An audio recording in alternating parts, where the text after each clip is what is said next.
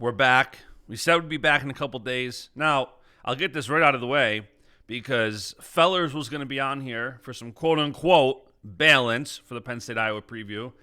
He called in at 8:30 when we were recording the show, and he was in his car, and we gave him the boot. He's in his car. First of all, he's in the passenger seat, which really weird. Listen, let's be honest. He forgot about it. I mean, the number of times it got brought up in the group chat, it would be very hard to forget what time and when we're recording. I know. But listen, he had like little Sandmans in his eyes, and like he's in the passenger seat. He's disheveled. He has an orange hunting hat on. He had earbuds in that were echoing. Well, he had one ear in, and he couldn't get one in the other ear, and then he just went silent, and then he got the boot. So if he gets to his office and gets on a computer, hopefully he'll join us. But the show goes on. We've got enough to talk about.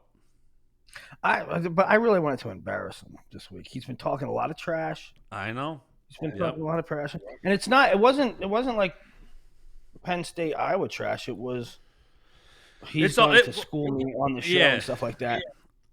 It was all over the board. I don't know why he didn't just do it from his. I lost a lot of respect for him this week because I learned his tree stand was heated and had its own Wi-Fi router. I mean, he's not exactly roughing it.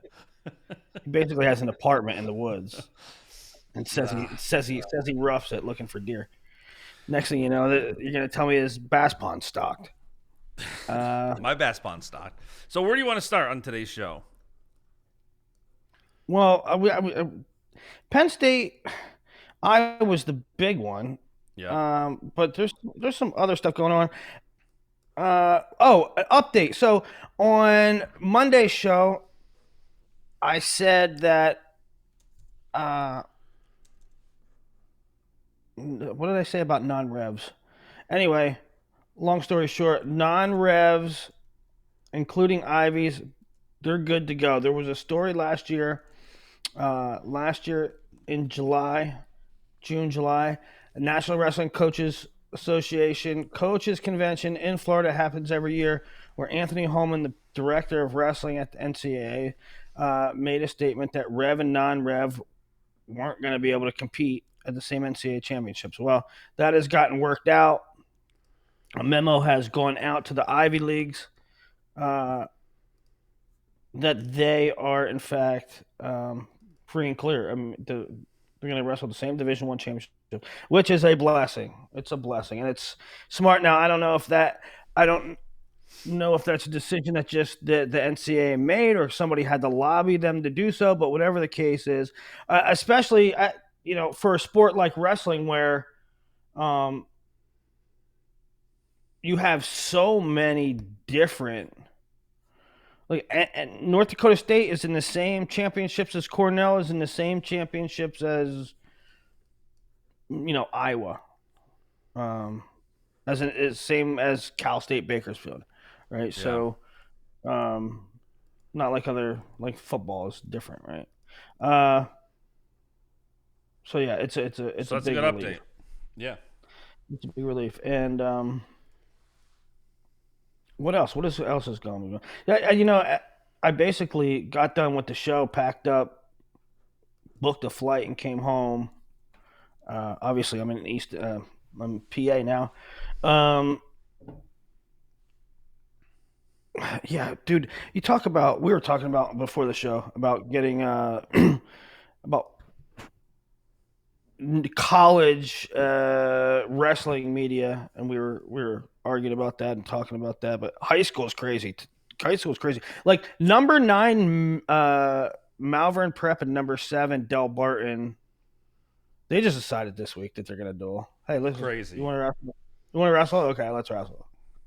I don't hate it, by the way. I don't hate the move. I love it. Yeah, I love it. A lot of teams this year. I mean, Del Barton has gone to Ohio, has gone to Oklahoma, has wrestled the Powerade. Malvern did the goofy. I mean, I shouldn't say goofy, like not in a bad way, but like in the insane schedule of Ironman, Escape the Rocket, Beast, and I think Powerade. I mean, that's just ridiculous. But okay, let's tack on a top 10 duel. A couple weeks. I mean, that's man shit. That's like anytime, anywhere. Hey, you want to wrestle? Yeah, okay, let's do it.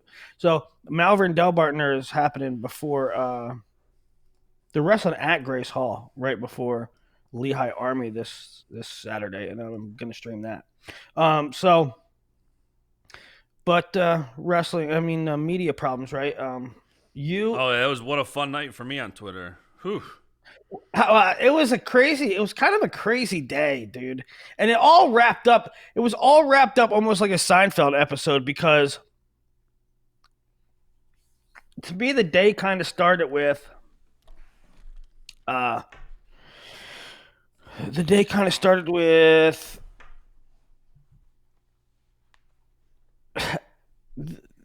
Iowa probables and the ranking of the Iowa probables, right? So you put them out, and then I get on a plane, and if somebody starts talking about 215, and I get in a beef on that, I'm just ranting. And normally, I mean, I'm not that I'm opposed to Twitter rants, but I was in the airport, so I had all the time. So I had I didn't have shit to do. You want to talk about something stupid? So, I mean, I've talked about that stupid argument about an extra weight class for. We talked about it last month on the show. I posted the link and timestamped it. Yeah. So it started with that, me arguing with people, and the Iowa probables come out, and then you said something to the effect of you didn't get a credential for NCAA. Well, here's the timestamp. They denied me last year because they're saying we're no longer a credentialing podcast.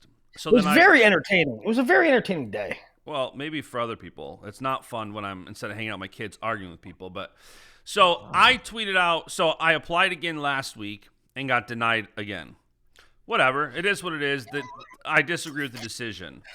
So yesterday, the White House comes out and says, hey, new media is kind of running this place. We're going to start credentialing podcasts. We're going to start credentialing content creators. We're going to start credentialing influencers. If you think you should be here, but you don't have an affiliation with a formal outlet, we want you to apply.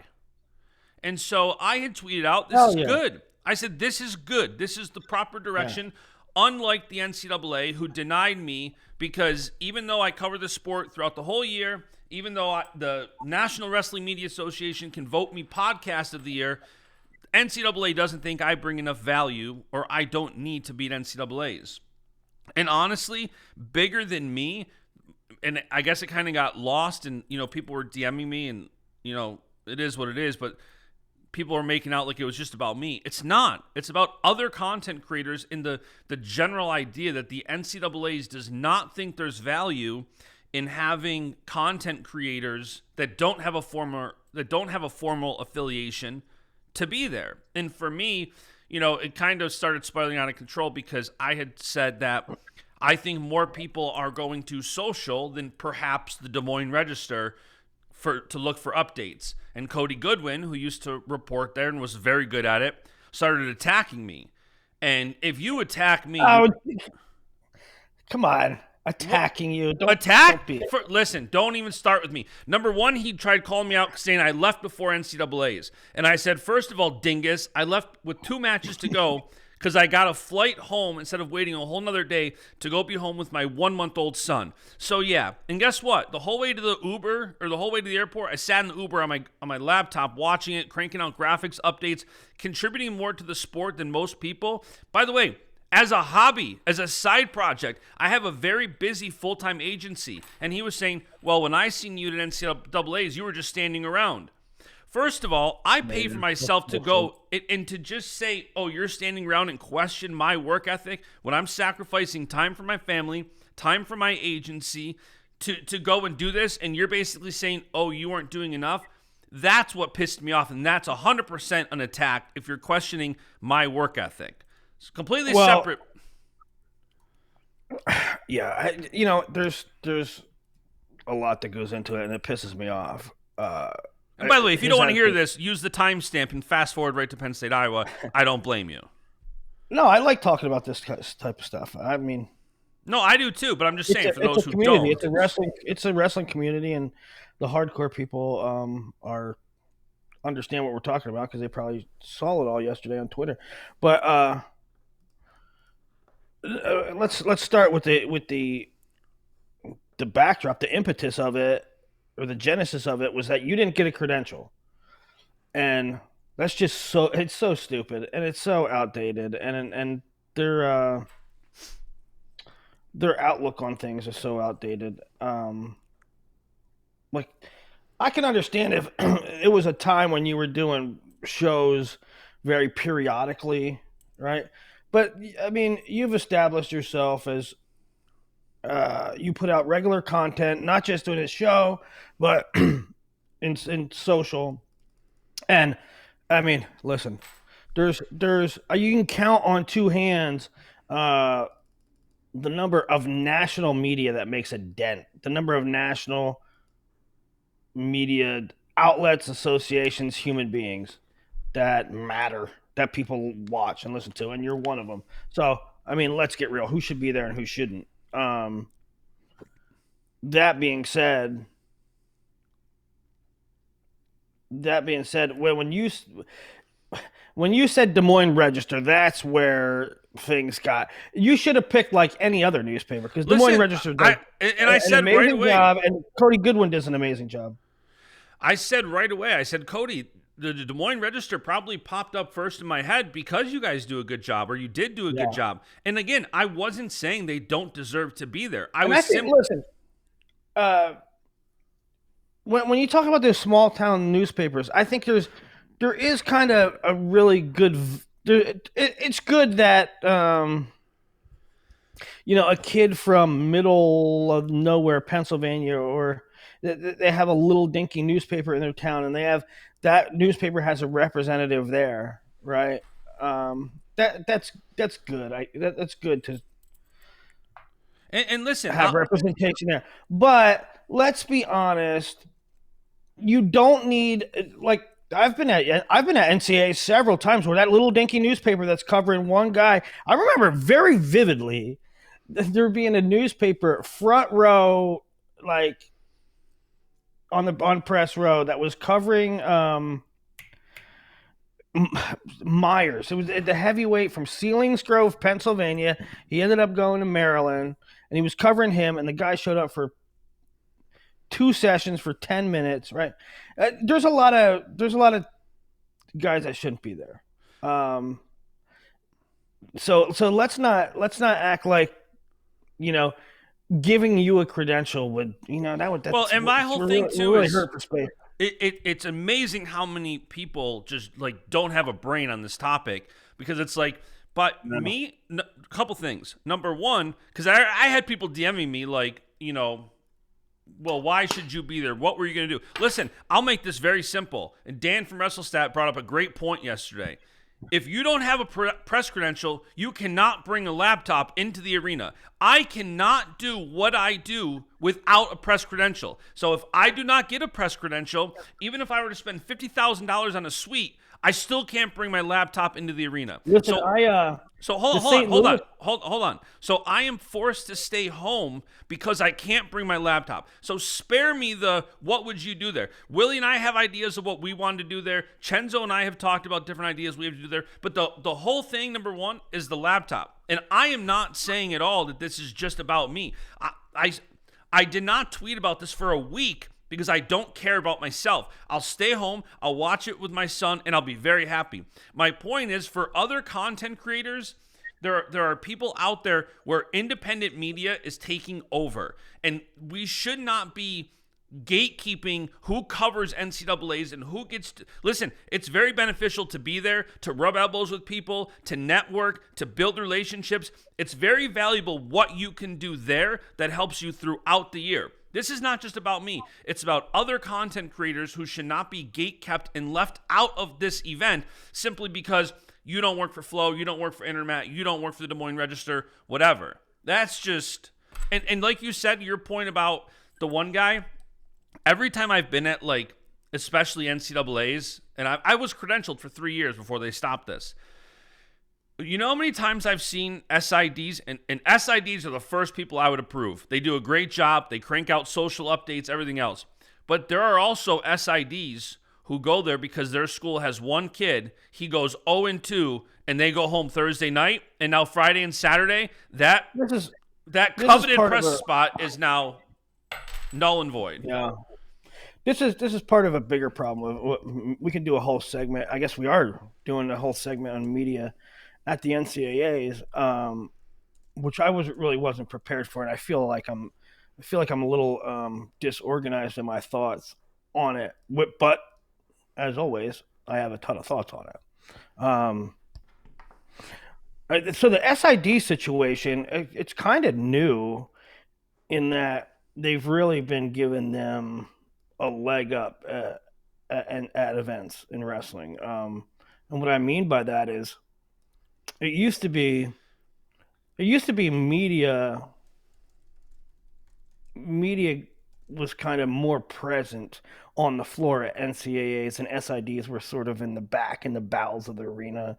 And it seemed to switch. The last 2 or 3 years, I mean, all the SIDs, a ton of SIDs, it seemed like they got preference over even national media. And I don't really agree with that, because half of them are done by day 2, number one. And number 2, they're the ones that can easily contact the people that they need to talk to, right? They're basically on the team with them. Yeah. If they need to, if they're sitting in the back and need to talk, if Ohio's SID is in the back and needs to talk to Joel Greenlee, he texts him, right? If I'm national media and I want to talk to Joel Greenlee, I could text him, but you basically got to see him to say, hey, coach, can I get a word? Right? Yeah. So I think that's backwards. But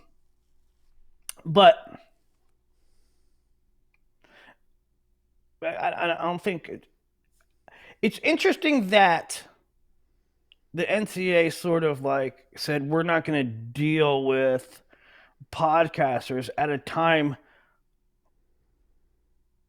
when podcasters are probably more relevant than ever. They helped get Trump elected. Why do you think Trump was on Joe Rogan and Bussin' with the Boys and all these podcasts?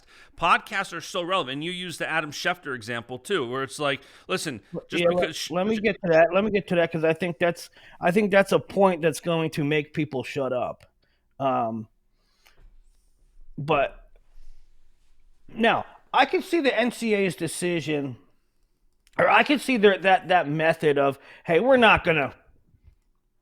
You have to be judicious with it. You have to know. And actually, this guy, David Lentz, that's doing the NCAAs now, doing the NCAA media credential, he knows wrestling. He knows the landscape. To me, he's really good. Much better than other people. Like I hate when there's non-wrestling people in charge of wrestling stuff. And sometimes you get NCAA administrators that are good and they're professional, but they don't know wrestling and the wrestling landscape and the media. This guy does. So I will say that, but it's a blanket policy with these podcast things, I guess. I don't know. I'm sure this guy, David Lentz guy, knows you and is aware of you and everything. But what frustrates me is that they're more relevant than ever. Like, who do you think has more impact, this guy or these podcast people? Now, in their defense, there was a bunch of, hey, I do a show. 100%. And they did it once a year or once a month. Yep. And they were applying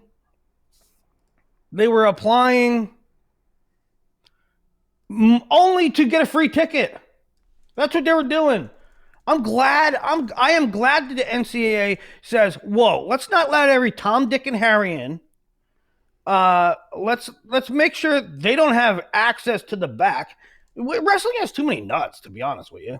You don't belong there. There's a lot of people that don't freaking belong. So I get it. But you cannot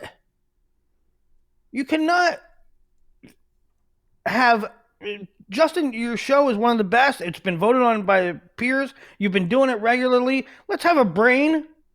Let's have a brain and say this is one of the bigger faces of college wrestling, right?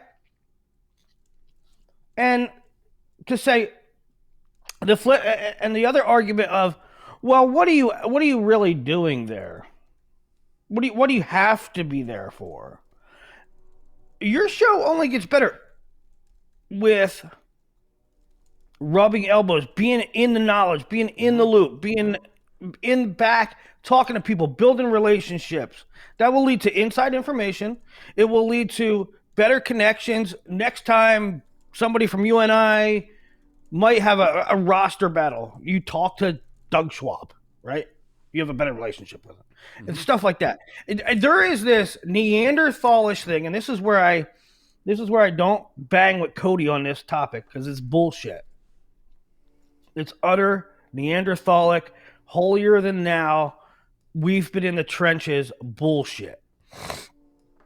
Is this concept of you're only a journalist and you're only working if your head's down in a laptop and you're grinding and you're typing and you have a deadline. And that's the only reason you should be there. That's not journalism. That's the only version of journalism. You think who's a big? You think Wojciechowski can't go to the Pistons Pacers game unless he's grinding at a computer? Do you think Adam Schefter is left out of the Super Bowl unless he's actively scribing? No. They're the best in their business. They're the best in the business. And you know what they do? They network. They socialize. And then they come out with the best, most informative content in the fucking game. So don't give me this, you need to have your head down grinding bullshit. Which is not even, it's not even true of him. It's not even true of anybody anymore, that you spend 3 days at NCAAs with your head down. So journalism has changed. And don't give me this old journalistic BS. Funny. I love Cody. And I think he's right to fight back with you a little bit and say, don't come after Des Moines Register. I know, listen, that's fine. He can he can defend the Des Moines Register without throwing a line about what I was doing or wasn't doing right. when I was leaving. I'm gonna be honest with you. If you would have said that about my outlet or an outlet that I used to work at, or basically you were saying about his work, right? He was defending his turf, and I get that, and he should, because Des Moines Register and several newspapers are the best at their business, and they do great for the sport, and he did great. I love Cody Goodwin. So I get that. And if you would have said that about my organization, I would have came back at you. Now, what I wouldn't have said is, what the hell were you doing? Right? I mean, I wouldn't have said. Media is different now, guys. Media is new. Justin Basch, nor I, nor anybody. Listen, I don't grind at NCAAs anymore. I'm not head down. Now, when I actually, there is a portion where when I do by the number stuff, and I do hustle. But there is a portion of NCAAs that I'm networking, that's working. That's what you do. And this is why the context matters. The context of what you do throughout the year, in the people saying, oh, well, you don't really need to be there to do what you do. Where do you think I contribute to building all the relationships I have? I've had a number of people on this podcast that don't do media, and you can't go and see. Cal Sanderson, Kurt Angle. I've had people on this podcast through building relationships. That is very important. And NCAAs, there's no greater place in wrestling to do that. So yes, when I'm at NCAAs, I'm physically putting out graphics and doing stuff, which is why I'm going to stay home and still do that for the people who are grateful for what I contribute. Yeah. And by the way, I'll say this too, because Cody tried to say, oh, well, this is just a hobby for you. You shouldn't be there if you're just a hobbyist. And to the hobbyist crowd, I'll say, Listen, just because of my output as a hobbyist, quote unquote, is more than what some people are paid to do all year. I put out 50 episodes a year of a podcast with very relevant interviews, with very relevant analysis. I tweet out, I put out hundreds upon hundreds upon hundreds of graphics a year. So just because for me, I have a successful agency and I can afford to do this as a hobby, don't misconstrue that just because I'm blessed and my agency is grown. It's pretty interesting that a hobbyist puts out more daily, weekly, regular content than most professionals. That was another thing where some people are like, and then one of the other things that was so stupid was like, oh, well, and listen, I understand there is a number of people who use the press pass or used to use it as just a free way to go to NCAAs. Yeah. I'm 100% on board with not, like you said, somebody does one show a month or this or that, and they think, well, I can go to NCAAs now. Listen, if David Lenz were to tell me, listen, Justin, you got to have 25,000 downloads an episode, or you got to have this or that. If they gave me metrics and just said, listen, that's what they should say. Hold on. If they said we have 50 spots and Flow Wrestling's above you, these guys are above you, these guys are above you, I would have no problem. I'd be very happy that the work I do throughout the year does not warrant me because more people are doing more. That is not the case, and that's why I'm strongly against just saying no podcasters, no content creators. It doesn't have to be.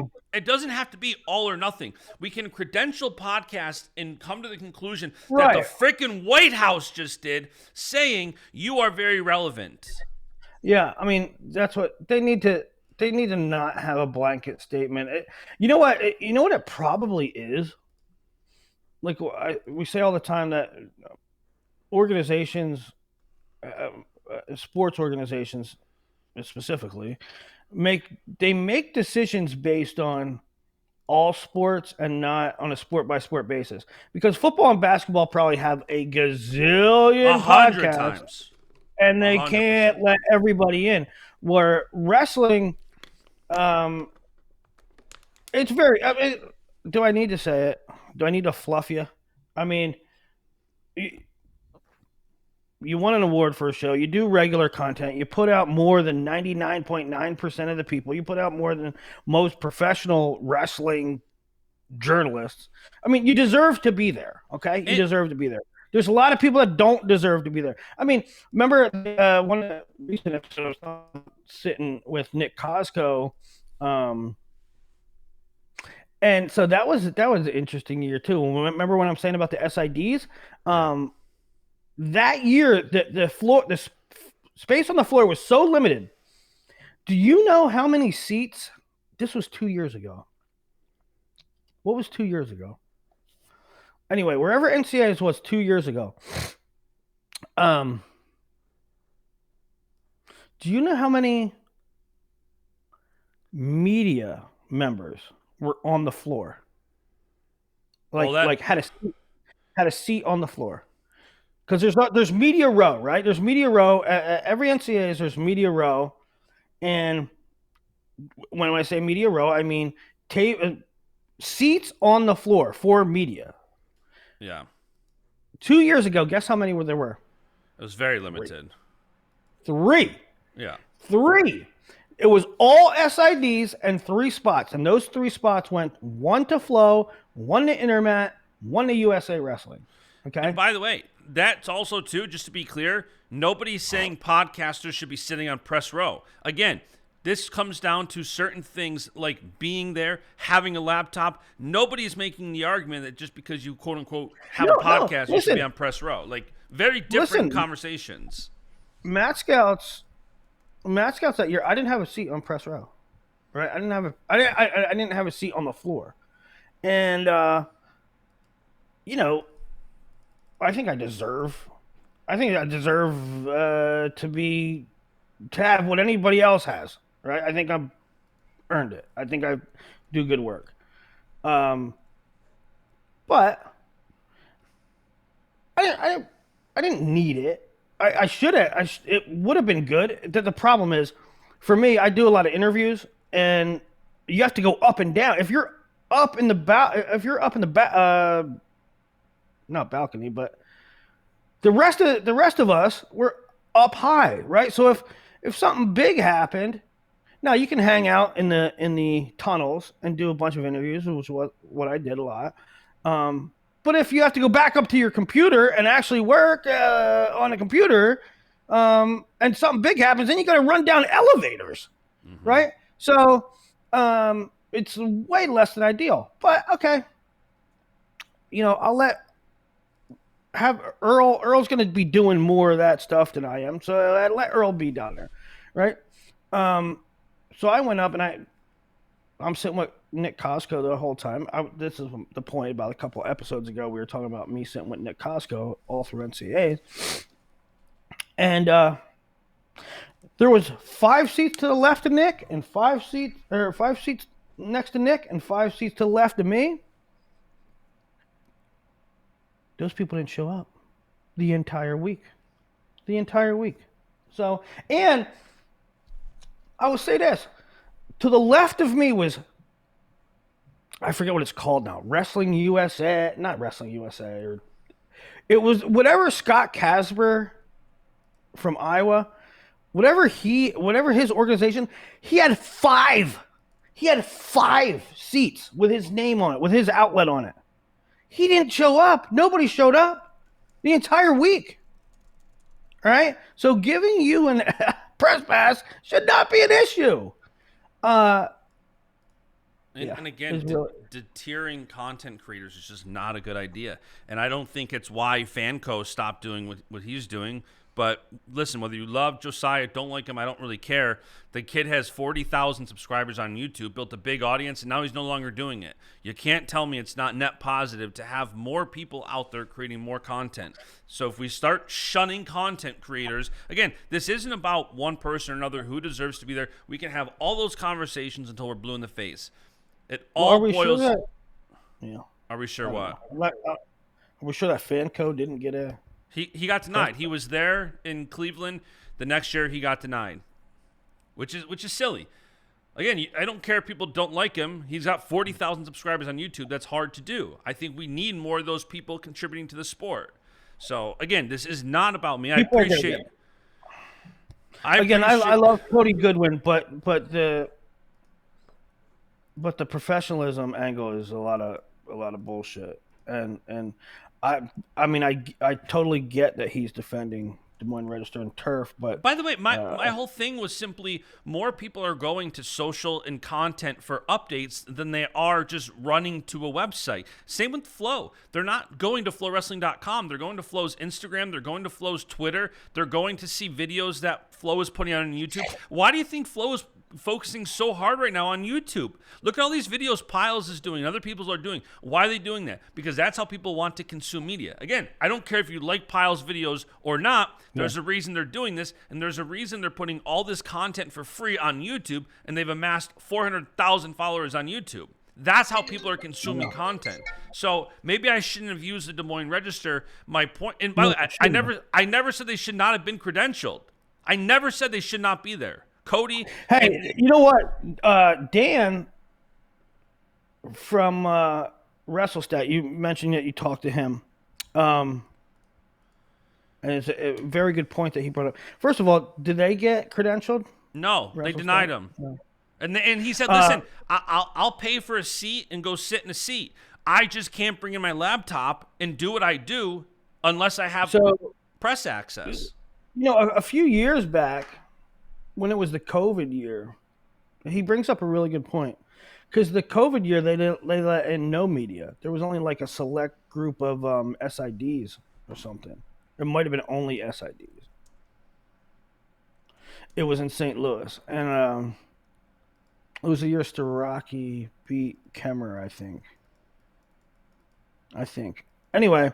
Yeah, it was in St. Louis in 2021 when they did it, but no fans. I was like, you know what? I'm not even... I don't know if they let media in or not, or I just said, no, you know what? It's a different year. I'm just going to hang out in the suite or whatever. I don't know. I was in a suite with Fellers and Drake Ayala and Ben Kueter and stuff like that. But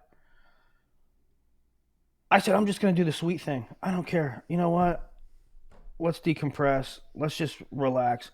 But what I am gonna do is I'm gonna have like a little studio in there. I'm gonna maybe shoot some shows. I'm gonna maybe do. You can't get your equipment in there. They won't No, let and, you. They and to they won't clarify, let you. So you can't even like WrestleStat. You can't even like backdoor it. no, and to be clear for people who maybe aren't who are still listening, and again, if this is not interesting, use the Oh, I timestamp. swear, But this everybody's gonna be mad that we're talking about media stuff that they don't understand. this is what we do. just to be clear, if you have a Fast press credential, there's a separate entrance for press. You can bring in a backpack, you can bring in laptops, you can bring in cameras, you can bring in stuff that you can't if you're going through the fan entrance. So if you get press credentials too, a lot of times once you get in the building, then it's like, hey, you're way up there. Hey, you're on the floor. Hey, photojournalist, you're here. There's still different levels of access.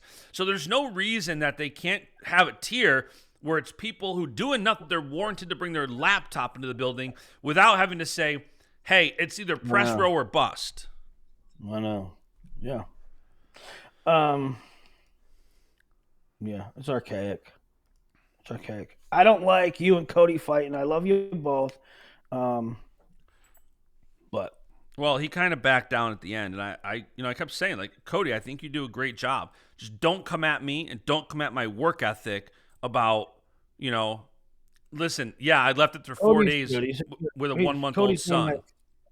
Cody's one of my favorites. I hate seeing you guys fight, and I understand both your. I understand where he's coming from. He's prideful, and he should be prideful, but I also he shouldn't poo-poo on somebody else and give you that good old boy work ethic and this is how it's done type thing. Okay, that's that. Sorry. Hey, well, this is what we do. We talk about. By the way, and there's timestamps now. There's timestamps. So yeah. So if you don't like this, I know one of the timestamps should say like really dorky media stuff. Fast forward if you don't want to hear it. Yeah, that might exactly be what it says. All right, you want to talk Penn State, Iowa? Absolutely. Let's talk about the duel of the week. So we're gonna do. Let's just. Hey, guess what I got for Penn State? What? Press pass. I did too. But I hope I can make it because this. By the way, duel popped up. There's a lot of places. I will say this one final nugget. USA Wrestling does a great job credentialing people, and if you prove yourself that you're actually contributing to the sport, USA Wrestling is arms wide open with content creators, especially at US Open, Bill Farrell, you name it. Like even like a lot of like the actual college programs, NCAA's is the only event all year that the NCAA is in charge of credentials. The only one. Yeah. So they don't really know what's going on the rest of the year of who's covering what. Yeah, they should really understand the landscape, and I think this David Lentz guy probably does. I don't know if his hands are tied, but I emailed him that I'd love to have a conversation with him, and even if it's like up his pipeline and it's not his decision, that's fine. I would just love to talk about it more with him. So, all right, sorry, that was my last rant. Penn State, Iowa, it's number 1 versus number 2, and it's going down Friday night at 7 p.m. Eastern on the Big Ten Network. Yeah, I can't wait. It's a big one. It's kind of crazy that Iowa is as good as they are, and we're not going to go over the entire crystal ball this crystal ball update for a bunch of reasons. Number one, there wasn't a whole heck of a lot of changes, and there's not a whole heck of a lot to go over. But the point being is, I have Iowa scoring over 100 points, and that is a really, really great feat. That portends to have an excellent team. And there's going to be excellent matches in this duel. And yet, Penn State's still an overwhelming favorite. Well, it's crazy because I've tried doing even more research, and I've got 2 pages of notes because it's like I know there's going to be, well, that's just Penn State bias. That's just Penn State bias. And even some in jest. Like, WrestleStat has the duel 27-3, and you said, I think WrestleStat got hacked by Justin, which... Yeah, I was making fun of you. Correct, which is fine. Like, but it is funny, like, Penn State is a 20-point favorite to open the duel at Circa Sports, and I think Zach Bogle posted a screenshot that it had moved to like 21.5. So even at 20, people are taking that number and thinking it's going to be more. And by the way, Circa Sports, very heavy presence in Iowa. So it's not like it's just PA people betting that's this. True. That's a good point. That's a good point. Not only a very heavy presence, I think, isn't Circa Sports only in Iowa? Like, they could be, yeah. That book, that particular version of Circa. Yeah. So it's an incredible Iowa team. You can say, well, they were bought, they were purchased. That's fine. It doesn't change the fact that their lineup is incredible, and still they are an overwhelming underdog. Yeah. Man, I hope I can make it. I got a high school duel Thursday. Penn State, Iowa will be Friday, and then a high school duel early on Saturday morning. So I hope I can make it. I'm going to see you there. Meet Freddie. As of now, I'm planning on being there. We are supposed to get a crazy storm. We'll see if that deters me from making the drive. It's only 3.5 hours. It's not bad, but I am planning on being there as of now. Cool. All right. Let's start at the top. 125. Number 6, Luke Lilledahl. Number 28, Joey Cruz. And I'm assuming these are intermat rankings, and I'm assuming are these this week's or last week's? I believe they're this week's. Okay. Luke Lilledahl, yeah, they must be this week's because Luke's at 6. I guess he was there anyway. I did all these notes yesterday, so they're likely yesterday's. So Luke, very fantastic freshman year, fantastic prospect. He was undefeated until last weekend. A lot of people thinking he was a contender for the title this year at 125 pounds, and that kind of got a little bit not extinguished, because I still think people understand he is a title contender, but he loses to Dean Peterson 3-1 or 4-1 at Rutgers. And now people are saying, okay, well, maybe take a step back. Luke got to prove some stuff before he's title conversation. But if you and the rankings there's a big discrepancy, right? Lilledahl 6, Cruz 28, but Cruz getting good at the right moment, wrestling his best. Right now, Joey Cruz was a fantastic prospect. He was one of my favorite prospects and one of my favorite kids. I loved him coming out of high school. He had a kind of like a tough home life. Went to a couple different schools. Hell, Flow Nationals, he beat Richie Figs in the finals of one year. He had some battles with Richie Figs, and we know what Richie Figs does. Richie Figs has gone on to win an NCAA title. But he went to Oklahoma. Now he's at Iowa. His results weren't great the last couple of years. He's wrestling really well now. Lost to Maximo Renteria first match of the season, but he's been both in the results and the eyeball test. He's looked a lot better. And you do the transitive property, and the transitive properties don't really work too much at 125 because this guy, A beats B, B beats C, C beats A. But he beat Nikolai Rivera. Nikolai Rivera beat Dean Peterson. Dean Peterson beat Luke Lilledahl. And that is not to say that Luke Lilledahl will lose to Joey Cruz. What it is to say is that this is a conversation. This is going to be a good bout. And Cruz has a shot here. But I think everybody probably right now would take Luke. Yeah, this is definitely one of those things where on paper it's one of the biggest, if not the biggest, rankings mismatch. But this is almost, I don't want to call it a trap match, because if you're just looking at it and you're not like kind of describing the things you just described. On paper, you would say number 6 versus number 28.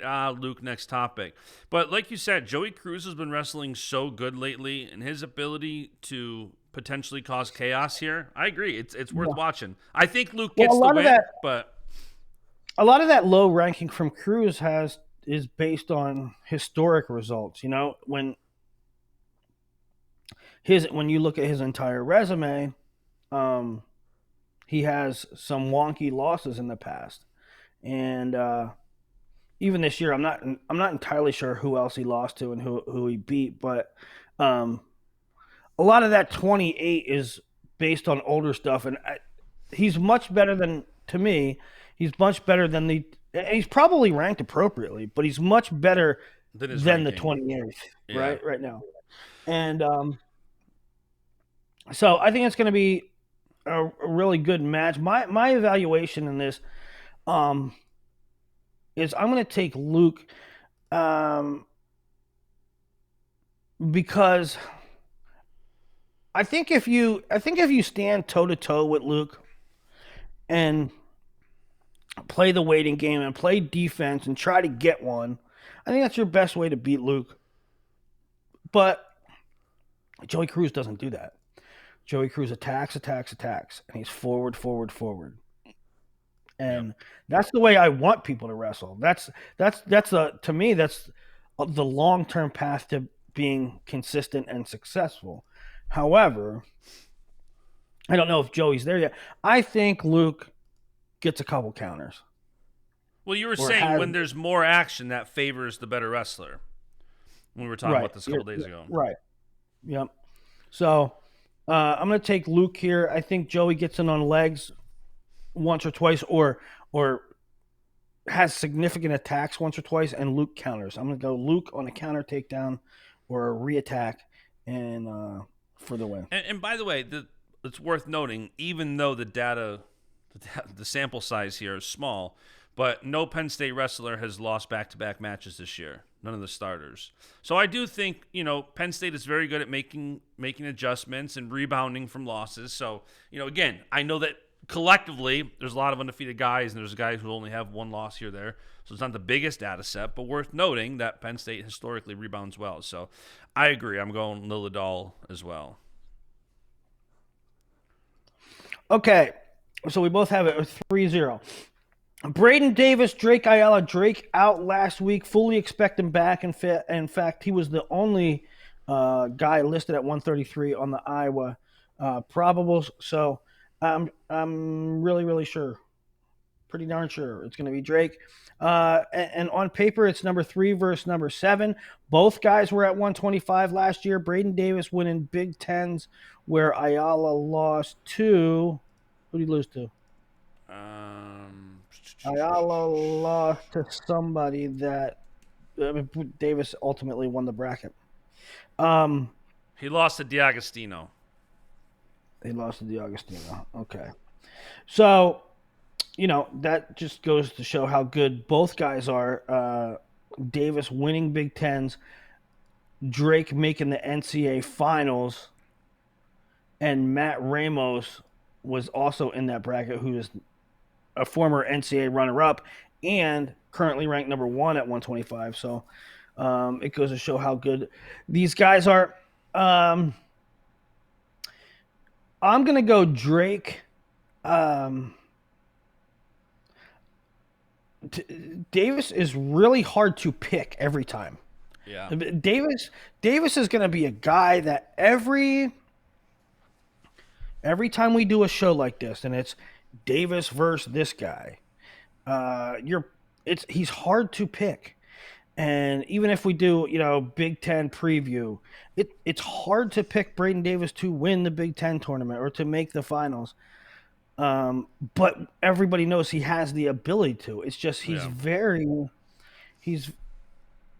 low scoring. He's very low output. He's win in the margins and just the way he won against Shawver, I think, with no takedowns.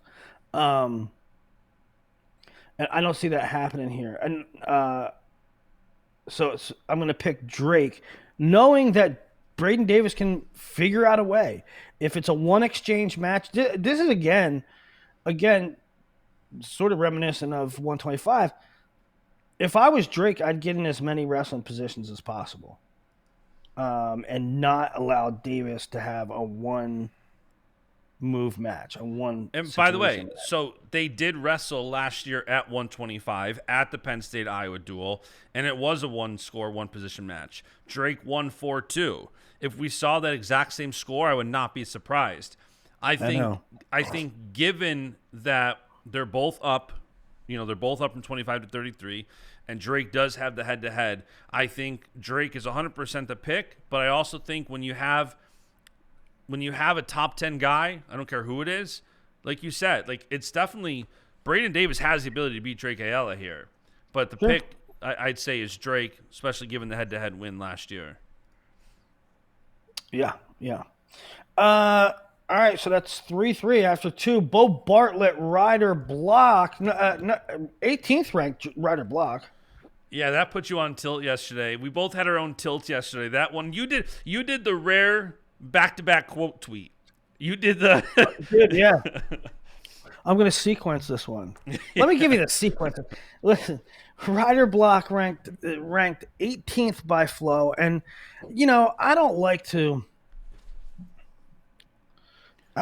to constantly harp on Flow, and I don't like to. I mean, no, I kind of do like to pick on him, but I definitely stay reserved. I could pick on Flow and Flow's content all day long. I could if I wanted to, because some of it's comical. But I pick my spots once in a while, and because in the past I've been critical of Flow for various reasons. I only pick on him once in a while because I feel like if I pick on him, then people think it's a grudge. But so now I only do it when it's like highly warranted, and I don't know who does Flow's rankings anymore. I guess Kasak. Is it Kasak? I think so. Anyway, Kozak's awesome dude, and we all make mistakes. But this one is bad. I saw it. I was actually on the phone with another coach when the Iowa probables came out, and we're talking, and the Iowa SID lists the rankings: win, intermat, Flow, and I saw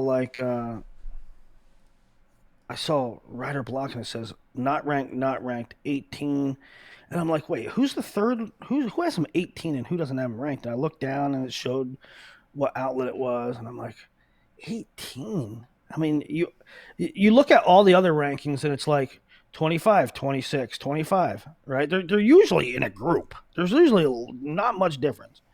But this one said not ranked 18. And I'm like, no way this can be right.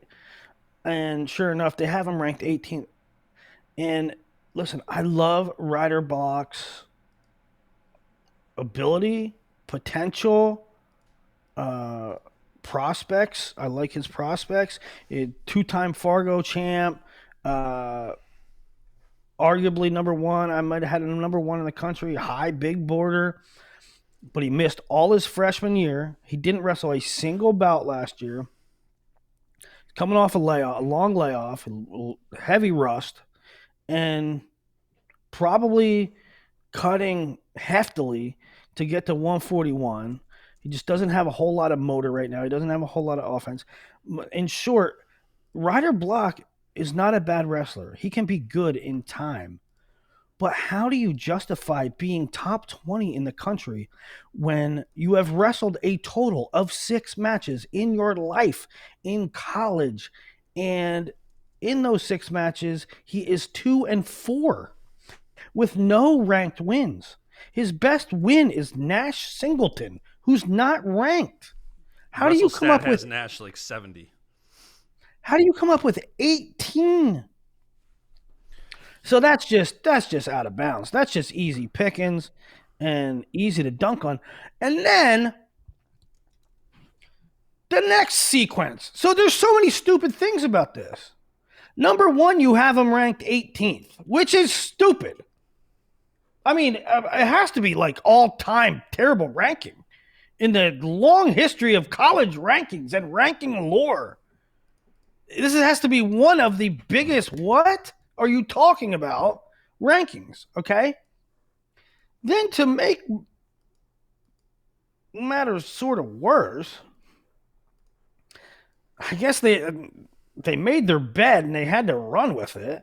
So they put out, they put out this graphic on social media where highest ranked freshman at each weight. And guess what? Ryder Block's the highest ranked freshman at 41. And that is when I think most people went, huh? Right? Because most people didn't look at the Iowa probables. Well, hold on.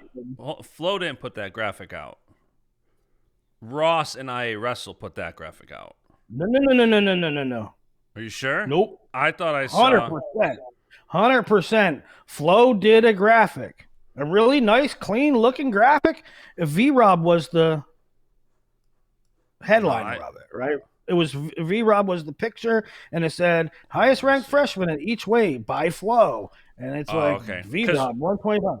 Because I saw I Wrestle did a graphic that was the one you quote tweeted, was the IA Wrestle graphic saying that's what I'm thinking of. So, number one, terrible ranking. Number two, Flo doubles down and says, here it is, and here's our... So they went V-Rob, okay, most people. Okay, V-Rob, 133, whoever, okay. 141, Ryder Block. And I think it's at that point that people were like, Ryder Block, huh? And then, okay. So, not much made about it. I mean, with some people raising an eyebrow. Later in the night, IA Wrestle, Ross Bartachek tweets like it's this big breaking news, neon lights. Ryder Block, number one ranked freshman in the country at 141 pounds via Flow Wrestling. And it's like, Ross, read the room. Well, he did the same thing but he is 2-4, and it's a horrible ranking, and people are talking about it, and you're going to triple down on it. You're going to...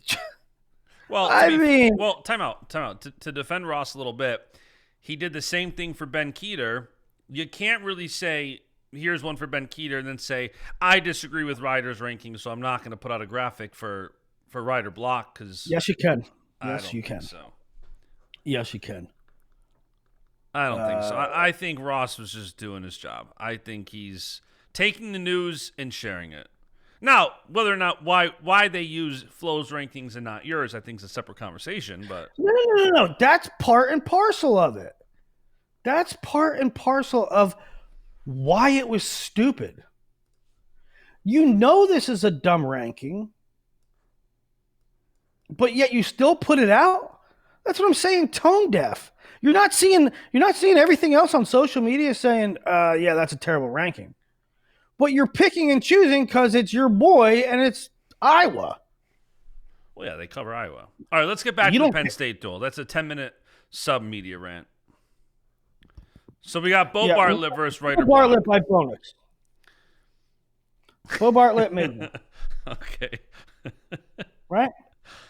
Yeah, I think so. It's one of those matches that feels like Beau should get a major on paper, so he's going to win an OT. It seems like how some of these matches go. Where I know Beau's one of those guys. Beau's one of those guys that he's one of the best. He made an NCAA final. He could win a national title, but still, he might not blow the doors off of everybody. Right? Yeah. All right, so we both got it 7-3 through 3 matches. We do. This is a tough one. Shane Van Ness, number 4. Kyle Parco, number 2. Shane Van Ness took third 2 years ago. Lost last year due to injury. Kyle Parco, what was he? Third, fourth, fifth? I think maybe fifth last year at NCAAs. Beat Ridge Lovett in the Conti side of things. Of course, Ridge Lovett beating Van Ness a couple weeks ago. Parco, to me, has looked good at times. At other times, And the same thing with like Beau Bartlett, what we just said. Sometimes he hasn't blown the doors off of people this year. Sometimes he's looked really great. I forget. He turned somebody this year. One match this year, he looked really good on top. I don't know if that was a one-off. I guess it was kind of a one-off thing. And Shane Van Ness is a guy that I think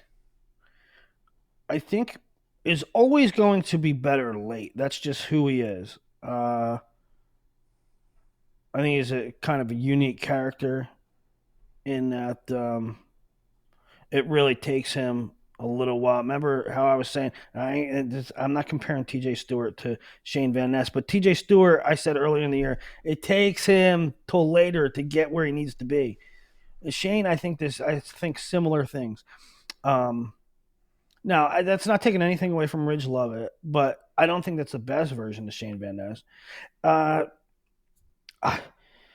This is really tough for me. I'm going to go. You want me to give my take and then you can decide? Now, Shane Van Ness did outplace Parco at NCAAs 2 years ago. So here, I'll give you my take and then you can decide. Mm-hmm. So Shane Van Ness, I agree. If you look at him 2 years ago, he had some losses throughout the year. He lost to Panero Johnson, Austin Gomez, Max Murr, and Sammy Sasso. And then he shows up to NCAAs, and his only loss was Yanni, and he beat Parco, and he took third. He should have, dude. To this day, I think he should have won that match against Yanni. So either way, like, I agree with what you're saying. Now, for me, I think... No, but you know what? In that same exact tournament, he damn near lost to, like, Cal Miller, or Ethan Miller. Van Ness is tough. He's tough to handicap. He is, and I think... So here's... I agree with you. I think both Parco, he had just had that 1-0 win against Cannon Webster, and then you've got Shane Van Ness, who just lost to Lovett. I kind of give Shane Van Ness and Parco a mulligan for those two matches. I think if you look throughout the year, they've both been pretty dominant. They've both been winning pretty soundly. And I think the edge here on why it's Van Ness is that point blank, Van Ness is 2-0 against him. He beat him at NCAAs and he beat him 5-1 at the All-Star Classic. So I understand the argument for Parco. When you have a clear, hey, this guy's 2-0, I think the edge, if you want to call it a coin toss match, has to go to the guy who's 2-0 against the other. Yeah, and you know what? I was going to take Parco. I was all set to take Parco. But, man, I still might take Parco. You're not wrong. I don't think there's a wrong take here. I think, like, both guys have their arguments. I might take Parco just to keep the score interesting. But here's why I'm kind of leaning Van Ness. Okay, so Van Ness is 2-0 against him. Van Ness is at home in BJC. Raucous crowd. And here's kind of a key. Van Ness does not want to lose two big ones in a row. You don't want to lose two big ones in a row. You don't want to go out against Ridge and get majored and then come back and lose again. I mean, and I know everybody doesn't want to lose, but you got to have a little extra pep, right? Van Ness has to be a little extra motivated. It's Iowa. It's at home. You don't want to lose two in a row.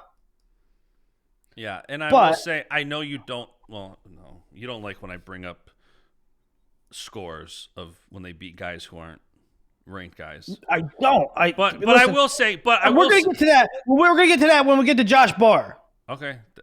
You apologize for that one. You apologize because you read my text wrong. But we can still bring it up. Oh yeah. No, but sometimes you do go correct. Sometimes you do be like, look, he put up 17, 18, 14, 22. Yeah, against a guy that was 3-8. 100%. And you and I disagree. I think okay. So where I was going to say is, Van Ness rebounded from the Lovett loss and puts up 17 points and gets a tech 17-2. I understand it wasn't the best guy, but I'm just saying, if you're going to look for your wrestler to rebound, do you not want him to put up a 17-2 tech the next week, regardless of who it is? I do think that shows. I just don't. I don't know if that matters. Okay, maybe it doesn't. Comment below and tell us what you think. All right, so what's your official pick? I'm going to take Parco. All right, so I got it 10-3. You got it 7-6. Yeah.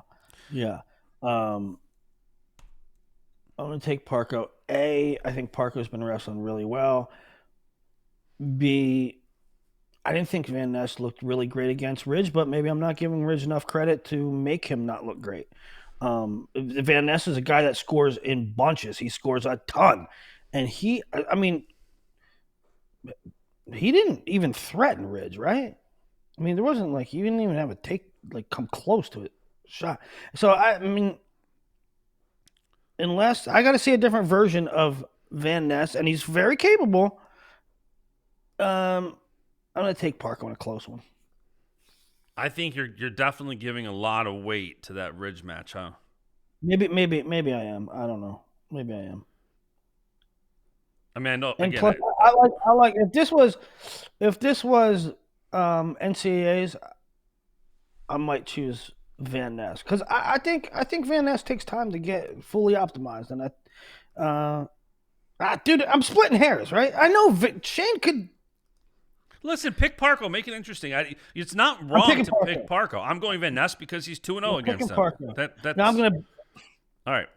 I'm gonna double dip here, and I'm gonna have Iowa leading at the break because I'm gonna take Jacori Teemer, who's ranked number 1 in the country, over number 3 Ty Kasak. Ty Kasak was third last year at 49. Teemer second at 57. He's now the lead dog, I think, by every outlet. And to me, Teemer is big. He's good, despite the injury that kept him out the last month until this weekend. I thought just his movement looked fantastic. A lot of times, I don't know. I kind of think that Teemer's moving better than ever. I mean, there's been times as good as Jacori has been, and he's a 4-time AA, or maybe 3-time AA, but as good as he's been statuesque at some moments, especially in big matches.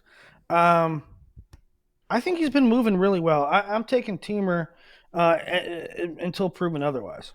All right, so here's some counterpoints for you, and I'm curious your thoughts on it. I think if Teemer had more than 3 matches this year, and he was 12-0 going into this match, I think the argument would be stronger for Teemer to win. I had given Teemer a lot of credit last week because I thought he looked very tough. I thought returning off injury, 3 solid takedowns, he looked good. Where I think Kasak has an advantage is that he's not only undefeated on the year, I think conditioning-wise, you'd have to give the edge here to Kasak. Teemer was just off the mat for 2 months. Teemer said, and I don't know if I believe it, it's probably close to true, but not entirely true. Teemer said he hadn't wrestled live until that match. If that is true or close to true, he's probably close to true. Right, his conditioning cannot be great. You can't be great if you're not wrestling live. You can't have great conditioning if you haven't been wrestling live. Correct. So that's where it's like, man, Teemer has wrestled 4 matches this year. 1 match ended early, the injury default loss to Panero Johnson. I think, wasn't Panero winning that match? Or was he not? I can't remember. I thought Panero was winning that. But either way, Teemer's only had 3 matches all year. So you factor in Kasak is very good. He just had a solid 9-3 win over number 5 Antrell Taylor. It's at the Bryce Jordan Center. You got to give conditioning edge to Kasak. For Teemer to win, he's going to have to score early and just kind of shut it down. I agree. That being said, who was it? Who did he just wrestle? Antrell Taylor. No, I'm talking about Teemer this weekend. He beat Sasso 10-5. Okay, now he was fighting it to the 7-minute mark. They were He active to was. the 7. He Okay, absolutely so was. here's where I'm at with it. I'm taking Teemer, and I actually think it's pretty. I think it's a pretty easy pick on paper. I think the pick is Teemer, knowing that Kasich could pull off an upset, and it would be an upset. Uh, I know that Kasich can. I think the easy pick is Teemer, and I think that the key here for Kasich is Jacori. Teemer Kasich has never felt him. Kasich's never felt him. There, there are certain guys that you need to feel. You need to. They feel different. They move different. They act different. Their strength is different. Their strength is different than what they appear. And Jacori's one of those guys. I think there's a big benefit. Now, not a lot of people beat Jacori Teemer anyway, but I think Yep. there is a big benefit to having felt him before. And Kasich has not done that. I like the way Jacori's wrestling. Listen, experience-wise, this is his 7th year in college. Like he's got a lot of experience, and he's definitely been around the block. He's going to be composed. Kasich could get in on shots. First of all, not a lot of people get in on shots on Jacori.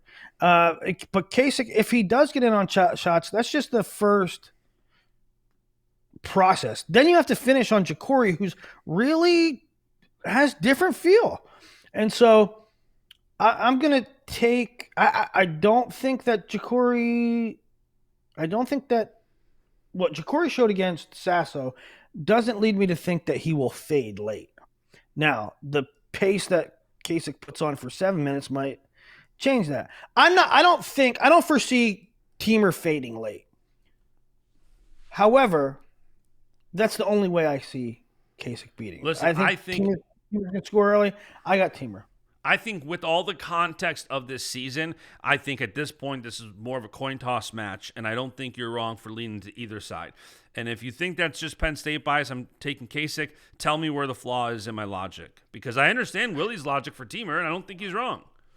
And not for nothing, we didn't talk about this. I'm taking Teemer. I don't want to belabor the point, but Teemer is a hoss. He is big. And he is strong. And Kasich's coming up. And don't forget, Kasich made 41 last year, right? He might not even be a full size 57. And so that's another when you're analyzing. Who was the last guy to beat Teemer? NCAA finals. Yep. Who? Levi. A guy training with Kasich. A guy training with Kasich, but a guy cutting his balls off to make it. I agree.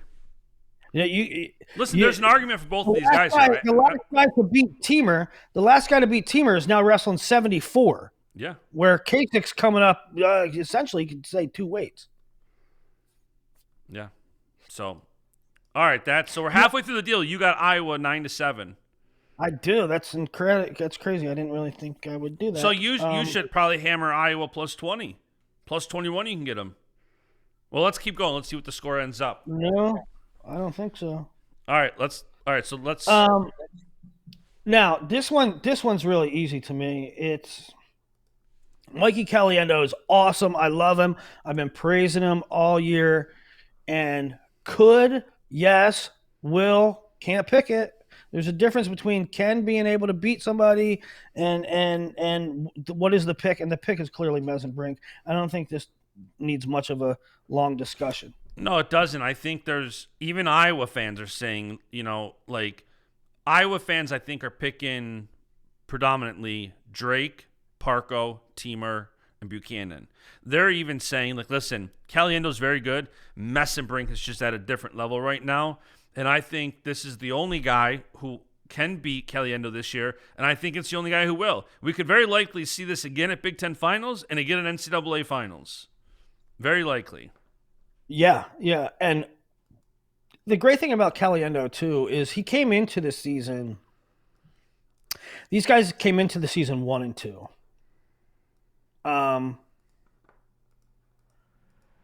But a lot of times by the time you get, you get to your third, fourth year of college, you kind of plateau. I mean, 90% of them plateau. I mean, shit, a decent percentage of them regress. Yeah. Which is, you could do a whole show on how the hell do I see more kids regress. I see more juniors that were better as a sophomore and more seniors that were better as a sophomore and freshman than I've ever seen in college wrestling history. They go backwards. I mean, I know what the problem is. The problem is motivation. You're just burnt. But Caliendo is one of those rare guys that, dude, he's getting better and better. And so he's still number 2, but he comes into the season number 2. He's still number 2, but he's better than he's at his best version now. I can't talk more highly about Mikey Caliendo, but he's still behind Mesenbrink, and it's going to be a fantastic match. It's going to be a high-scoring match and entertaining, but you got to go Mesenbrink here. I will go it's really hard to pick.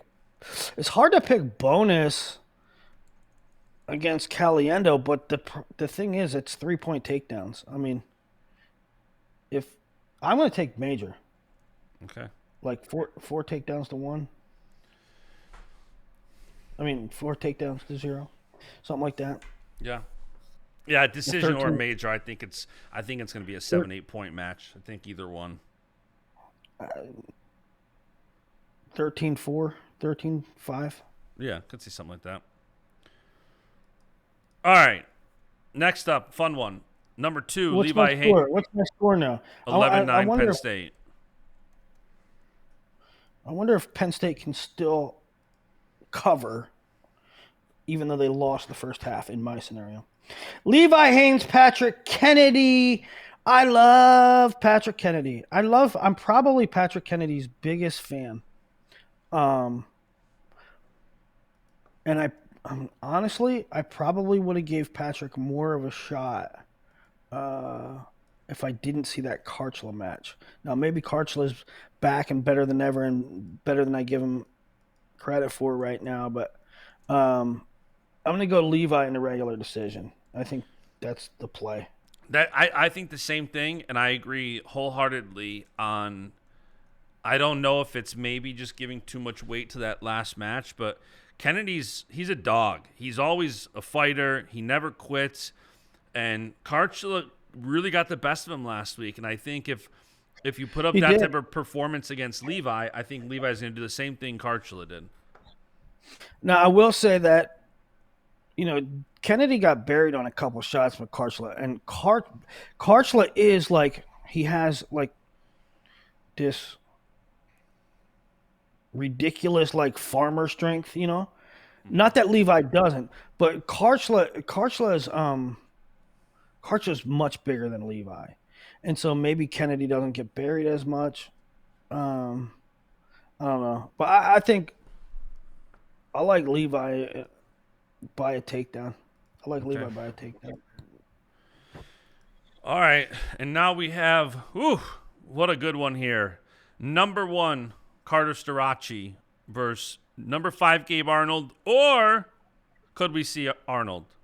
Why would it be Angelo Ferrari? Why would it be Angelo? Why would it be Angelo? I don't understand it. I've seen some people from Piles to others that have mentioned that do not count out Angelo Ferrari, and I do not count him out as far as like competing, like getting the call. I don't think that happens. I think it's Gabe Arnold. I have no earthly idea why they would use Ferrari.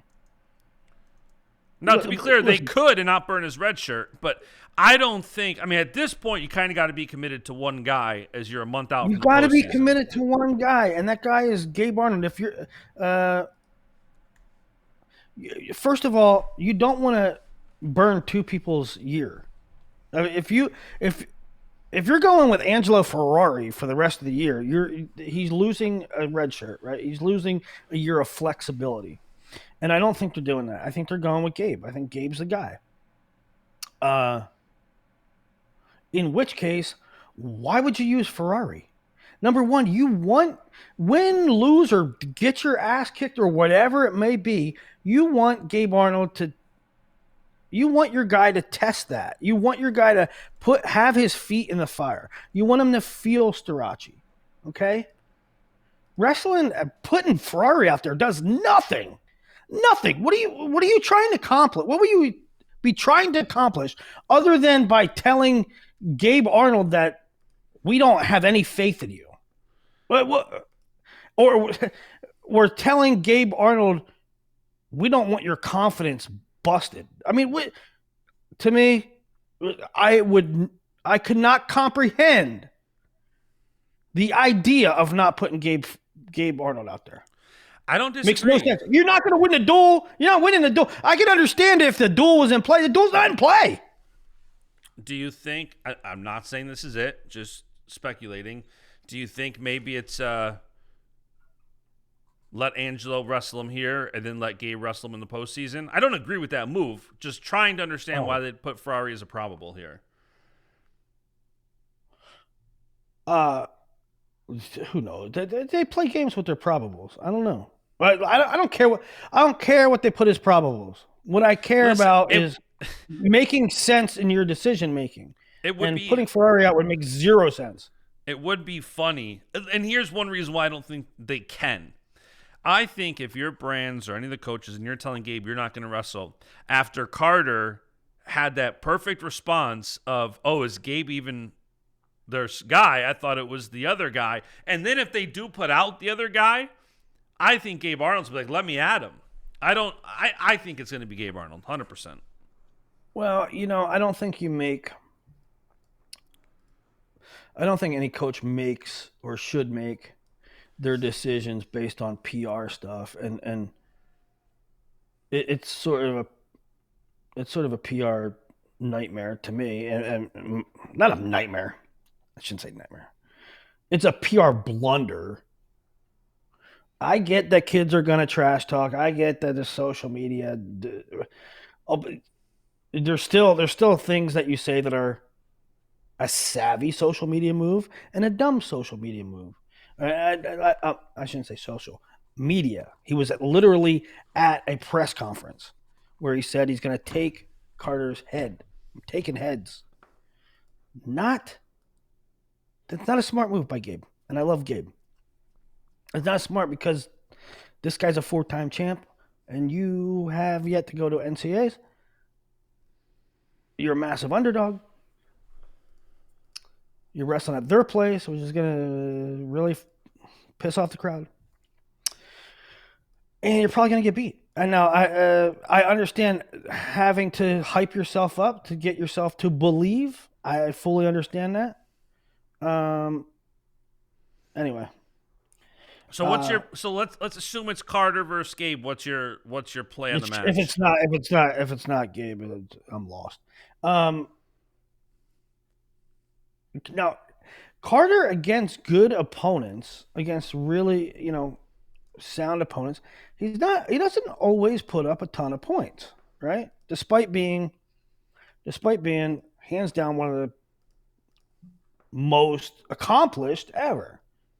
Sometimes, he'll win 6-2, 9-4, right? And so if Gabe Arnold wrestled for Maryland, and if Gabe Arnold never said a peep, I think it could be. I wouldn't be surprised if it was 7-2 final. 2 takedowns to 0. Being that he pissed off the boss. It's gonna be a major. I mean, I can't think about a fired up Starocci, and when he wants to go, yeah, he was pissed off at Mikey at the All-Star Classic. He wanted to kill him, and that's what you saw. That's what you got. And he also didn't really. I think when he wrestled, I'm trying to think of the Donnell Washington match because that was another one he wanted bad. That was another one, right? Yeah. And I think that was only that. I think that was 4-0. So to your point, Yeah. Now Gabe is notoriously difficult to get in on shots. I mean, you look at high school, but even college. Not a lot of people get on Gabe's legs. I shouldn't say high school. I meant freestyle. Not a lot of people get on his legs. College, not a lot of people get in on him. Very rarely. And I don't think Carter gets on him in on shots easily. What I think Carter is going to do, or what I think Carter should do, I think Carter should put the pace on him. And you know how, like, against Keckeisen, he didn't get on a lot of shots, but he moved him to the edge nonstop. If he does that at Bryce Jordan Center to Gabe Arnold early, they're going to have a lot of pressure on him. There's going to be pressure for stall calls. There's going to be pressure for Gabe to to worry and make a mistake. If I'm Carter, I shouldn't say put the pace on him. If I'm Carter, I'm forward. I'm moving him. I'm moving Gabe Arnold. I'm not even necessarily looking for an attack. I'm looking for an attack, but I'm not as concerned about that as I am taking ground and moving him around. Yeah. So you think Carter by decision? No. Carter by major. Wow. Major laser. Yep. You've got an 18-9 with two matches to go. Would you take regular? Yeah, I think it's going to be a decision. I think like what do you got? 40. You got 47-0 at this point. What do you got? 22-3. Sandbagging. Tom Brands pay you off? Keep it close. That's not close, but all right. The match of the night, in my opinion. Match of the night. I mean, so to set the stage, you've got number 1 Stephen Buchanan, undefeated, 13-0 in the year. Versus number 4, Josh Barr, undefeated, 11-0 on the year. You've got undefeated versus undefeated. You've got such a good match here. And this is where you apologize because I was going through and I'm comparing all the resumes and I'm saying, you know what? Barr has quietly put together arguably the most impressive resume at 197. He's got more bonus. He's got more bonus than anybody else. He's got 91%. Ferrari, Buchanan have 84. Cardenas is 76. But Barr is the only one with 2 top 10 wins, and he majored Mersola. He majored Lucas Cochran. So he's put together a heck of a season. And it's like, in last week, it's like, man, on one hand, Barr doing what he did, getting that 7 takedowns in the third period was impressive. And then Buchanan comes out the next day, equally impressive. Maybe not. Whatever, it's different. It wasn't a third period tech, but comes out, gets the tech, wins 18-1 over Seth Shoemate, who's a top 20 to 25 guy. Like, he's good. So, incredible match on deck. What's your take? My take is Barr's been phenomenal. There's no doubt that on the resume side of things, Josh Barr has had the most impressive season at 197. Now, a lot of that comes with opportunity and of his schedule, right? He had to face a Beard. He had to face this guy, that guy. He's faced more ranked guys. From the eyeball test, I think Stephen Buchanan has been as impressive as anybody at the weight. Absolutely. First match of the year, I was there, and he has this knockdown, drag out. Trey Munoz scores on him first, and I'm like, maybe Stephen Buchanan isn't what we thought he was. Oh, look, he doesn't maybe have a gas tank. And that was in the second period.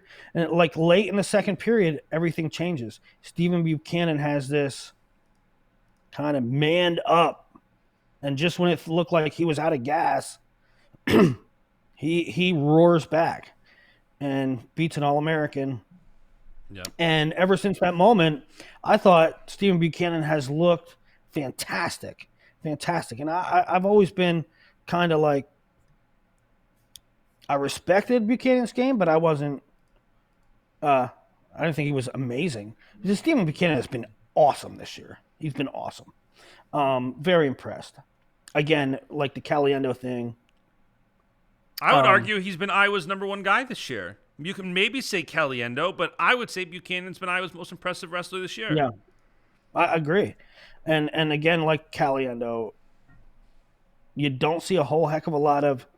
Well, I mean, not that Caliendo is, but Caliendo's still improving after 2, 3, 4 years in college. But Buchanan, you don't see a lot of seniors, 5th, 6th year guys putting up 18 points every match, right? And so it's impressive. It's really impressive. I think Barr can. I've taken a wait and see approach with Barr every single time, and I will continue to do so here. I'm going to take Buchanan. I think Buchanan's pace is fine, or his gas tank is fine. I think his defense is probably better than anybody's Barr has seen thus far. And I don't know if this should concern me, or I'm being nitpicky, I'm being overly analytical. Josh Barr not scoring on Poznansky for 2 periods concerns me. Yeah, it doesn't for a couple of reasons for me. I think, number one, the second period, you just wrote him out the whole time. So, he didn't get a turn. He's not really a huge turn guy. So, the second period is kind of whatever. He wrote him out. The first period, listen, Penn State has a history of some of their guys just starting off and just starting a little slower, letting people kind of wear their gas tank out. And then, in the second period in freestyle or the second, third period in folk style, turning it up a notch. I've been high on Barr all year. I could not be higher on him. I'm taking him here to win. Again, much like 57, I think there's a very clear case for both sides. I don't think there's a wrong pick here. Barr has continued to impress me, and I have no reason to pick against him until he shows me otherwise. Yeah, no, I get it. And with Josh, I love Josh is one of my favorite wrestlers in college. I mean, I think maybe the reason I hedge against him is because I don't want to reveal bias. I love Josh Barr.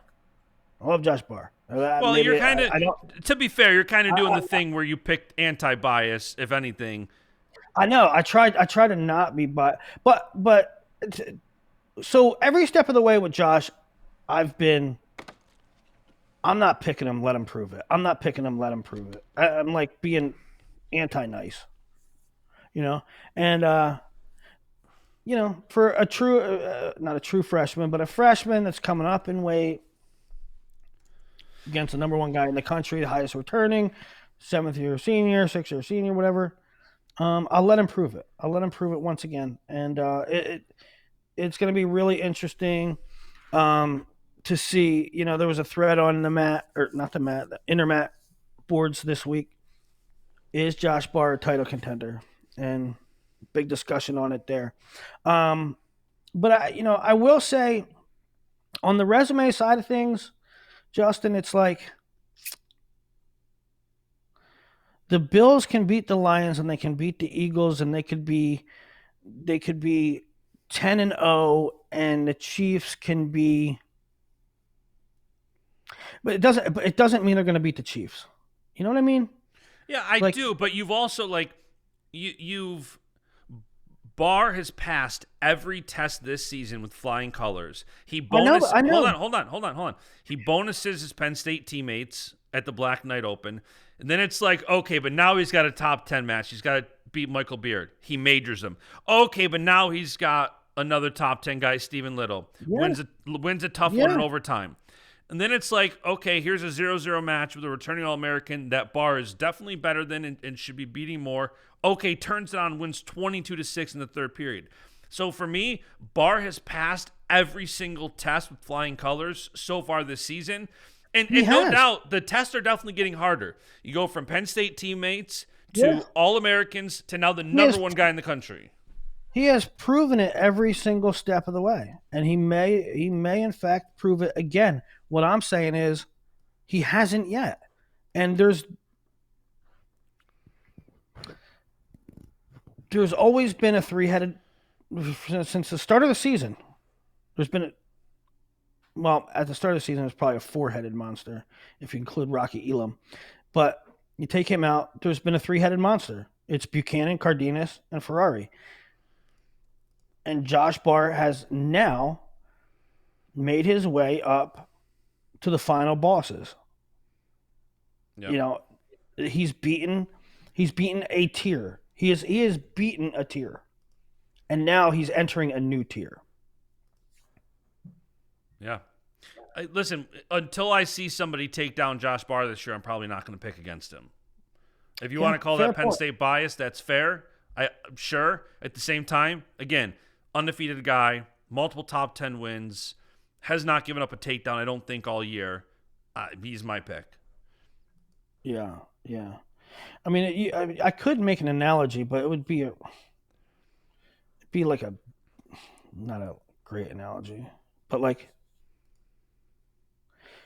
you know, you could beat everybody at 165, but then the last guy there is Kyle Dake. It doesn't matter who you beat. It doesn't matter who you beat before. You ain't beating that guy, right? You have to beat that guy for it to be proven. You ain't beating. So I know that Stephen Buchanan and AJ Ferrari aren't Kyle Dake, but it doesn't matter who you beat to this point. Now you gotta beat the next level. And by the way, I will say too that, like, not to crap on Stephen Buchanan or his resume, but we're also not talking about somebody who sometimes you'll give an edge to, let's say, a returning national champ. Buchanan's highest place finish at NCAA's is third. So we aren't talking about somebody who it's been like, hey, he's a returning national champ until you beat him. We're talking about a guy who is no doubt wrestling incredible, but still, his highest place at NCAA's is third. I know, but you're like downplaying Buchanan's. Not at all downplaying anything. Well, I just said he's looked incredible this year. But at the same time, apart from his Trey Munoz decision to start the year, what's his best win for you this year? Again, I'll tell you mine. I think beating Aiden Sinclair 15-4, majoring him, was pretty impressive. There you go. And I'm not downplaying his resume at all. I'm saying Barr's is better. It doesn't mean that, like you said, part of that's just opportunity. Barr's is better because of opportunity. But, you know, if you – and people say, well, Willie, what were you had reservations about Barr the whole time. Listen, I have reservations about almost every freshman. And I certainly have reservations about freshmen that are coming up in weight. And look, I think that assuming that Josh Barr coming into the season, when y'all said, Willie, you're slow playing Josh Barr. Why are you not higher on Josh Barr? It wasn't that I was not high on him. I mean, I had him incredibly high on the big board. I think by assuming that Josh Barr is going to be this preseason.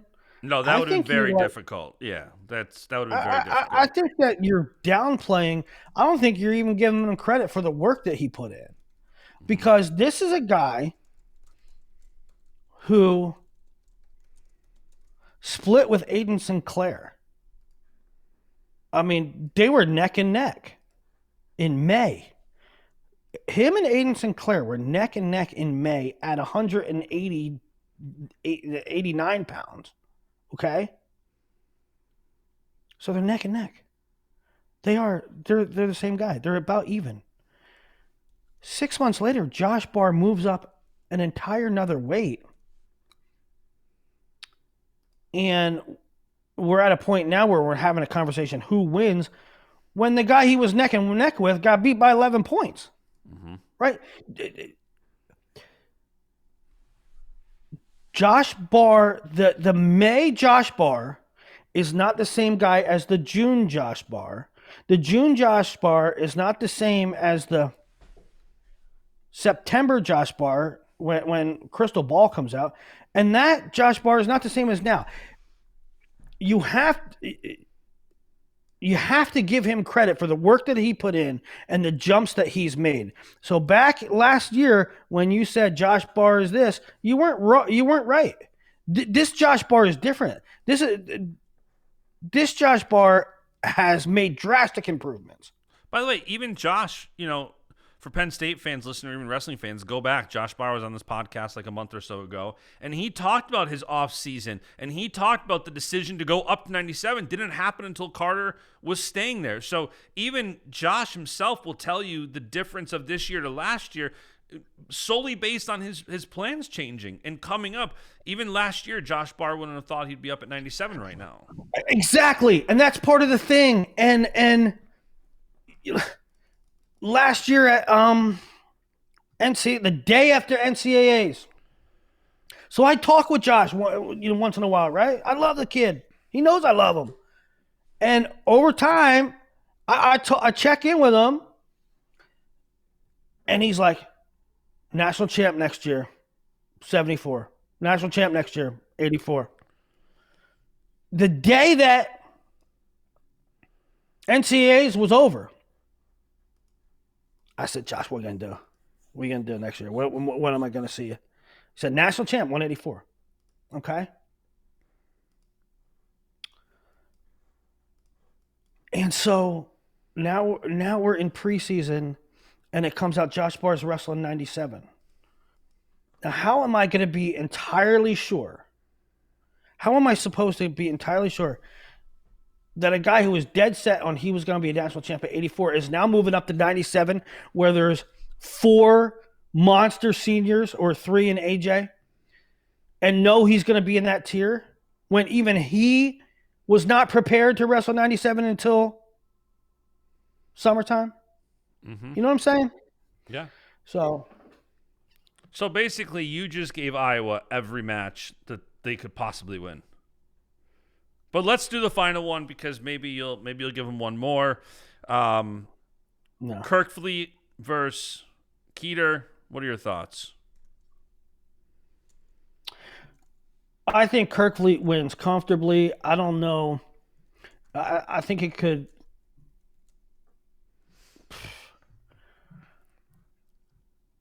I think it could get into bonus territory. I don't see Ben scoring. I don't see Ben being able to take him down. Greg is big. I think if Kueter tries to shoot on him, he's going to get crunched. I don't see Kueter getting a lock and finishing. I don't see Kueter being able to go upper body with him. Greg doesn't even get in a lot of upper body situations anyway. I don't see Greg taking a shot and Kueter. I think size is a big difference here.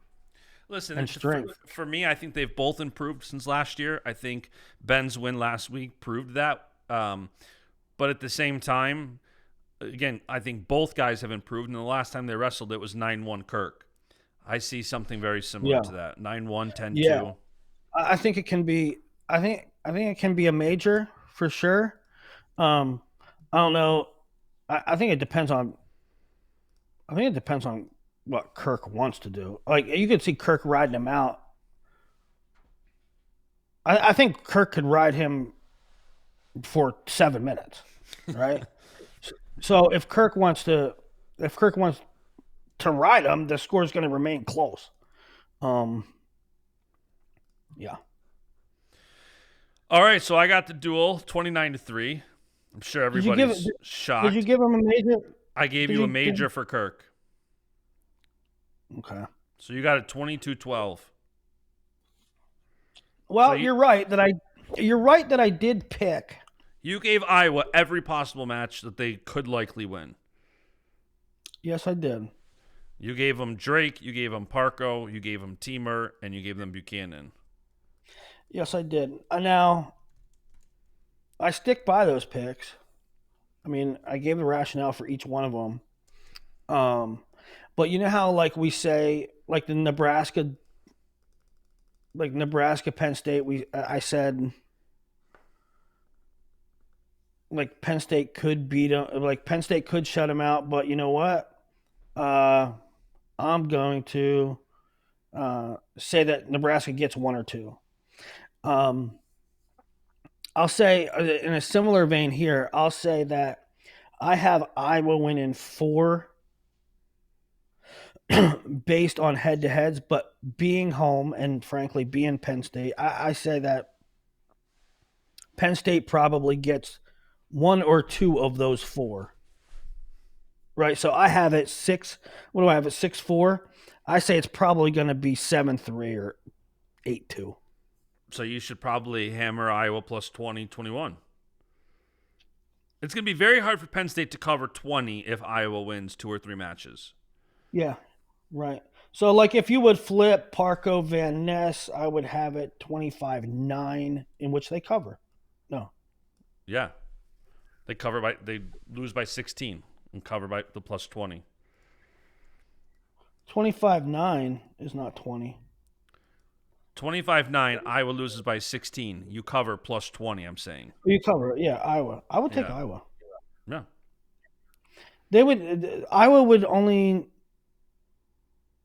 Iowa only needs to win 2 matches to cover 20. The plus 20. It's a tough line. They need to win 2 matches. If you think so, here's the deal. If you think that Penn State's going to go 9-1, take Penn State. Correct. If you think that Iowa can win 2+ matches, you take Iowa. Now that is leaving out like if something happens and like Mesenbrink gets a pin or something. Correct. Well, I think for me, what I typically do with a line like this is I'm going to wait and let the line move because, again, with not that much action on wrestling, it doesn't take that much action to move the line. So if people are hammering Iowa plus 20, it's going to go down. And eventually it might get to Iowa plus 17, Iowa plus 16, Iowa plus 15, depending on how much money's coming. That's where I would take Penn State minus 15 or something. But I think if you're just looking objectively, it is a lot easier to cover plus 20 than it is to cover giving up 20 in a duel where the number 2 team in the country just has to win 2 matches. Just playing the line, I think Iowa plus 20 is a good play. Well, if you would go, if you go 8 Penn State wins is 24, maybe a couple bonus points in there, say 27, and 2 Iowa wins is 6. I mean, Penn State could still cover with only 8. But they'd have to get like 3 bonuses, I think. I know. Because you'd have to win 27-6. Yeah. Okay, now that's the Penn State Iowa duel. It's going to be amazing. Again, like kind of like the Nebraska thing, like not Penn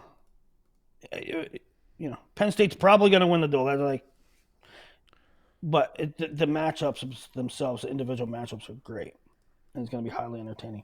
What else we got this weekend? NC State, North Carolina.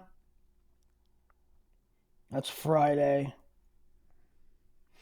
Saturday, Edinburgh Open. Army at Lehigh. Purdue at Illinois. Northern Iowa, West Virginia. Northwestern Indiana. Missouri, Oklahoma. Wyoming, South Dakota State. That's all Saturday. Sunday. Rutgers at Minnesota. Iowa at Maryland. Northern Colorado, Arizona State. Missouri at Oklahoma. Keegan O'Toole, Dean Hamidi, not happening. It's casino night. They have a fundraiser in Stillwater. I wish I could be there. Harvard, Princeton, and that's all we got. That's this weekend in college wrestling. Yeah, and we'll do a crystal ball show soon. I know we've gone like 2 hours. we'll run through that soon. Yeah. So, all right, that's the show. Listen, you kind of Good had job, both. Sellers. You kind of had both sides here. You had a best case scenario for Penn State, I think, and you had best case scenario for Iowa discussed at each weight. I probably did go best case scenario. I went best case scenario for Iowa. Barring any major updates, yes, you did. Not on purpose, though. Like, I think Drake is the pick. I think that Teemer is the pick. Parco, that's best case scenario. I think that Buchanan is. I think that Buchanan is the pick. The only real toss. And I'm talking about the difference between can and the pick. The pick is Buchanan. The pick is Teemer. The pick is Drake. Any of those could go the other way. The only real toss I took was Parco. Yeah, listen, all you did was you took the higher ranked guide every weight. I get it. You're not wrong for that. Yeah. All right, that's the show. Comment, subscribe. Thank you, everybody who tuned in. If you did fast forward past the wrestling media rant half hour, you can now go back to 6 minutes in and start that half hour. Now that you've listened to our Penn State Iowa preview, and Willie and I are both trying to make this duel, so it'll be fun. Willie's trying to do a show at Penn State in Rec Hall. Yeah, we should do a show from the room. We'll see. All right, that's the show. Yeah. See ya. Go Bills.